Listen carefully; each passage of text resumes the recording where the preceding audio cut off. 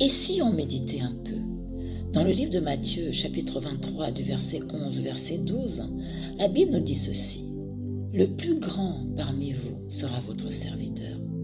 Quiconque s'élèvera sera abaissé, et quiconque s'abaissera sera élevé. Écoutez la famille.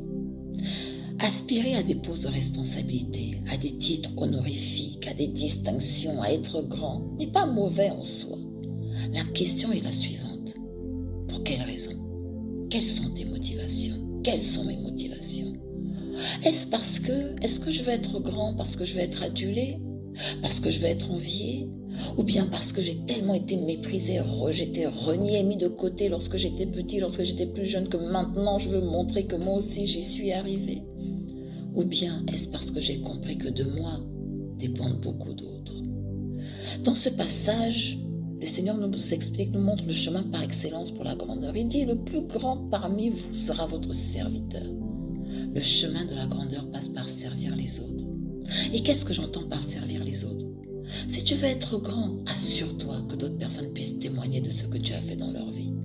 Assure-toi que d'autres personnes puissent dire que c'est par toi qu'ils ont pu avoir leur diplôme, que c'est par toi qu'ils ont vu leur foyer être restauré, que c'est par toi que qu'ils ont vu leur enfant être redressé, que c'est par toi qu'ils ont pu accéder à des opportunités auxquelles ils ne pensaient pas. Les autres sont ceux qui nous emmènent à la grandeur.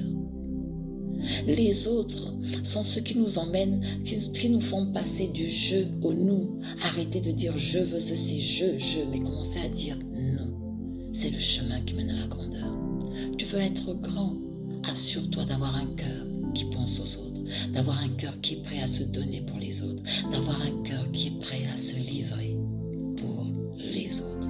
C'est le chemin par excellence pour arriver à la grandeur. Je prie que Dieu t'accorde la grâce d'ouvrir tes yeux et de commencer à regarder autour de toi. Il y a ce qu'on appelle les autres et qui n'attendent que toi pour sortir de là où ils sont afin qu'ils rendent gloire à Dieu de ce que Dieu est passé par toi pour les distinguer, pour les élever, pour les emmener eux aussi à un niveau où ils ne pensaient pas arriver. Les autres. À très bientôt.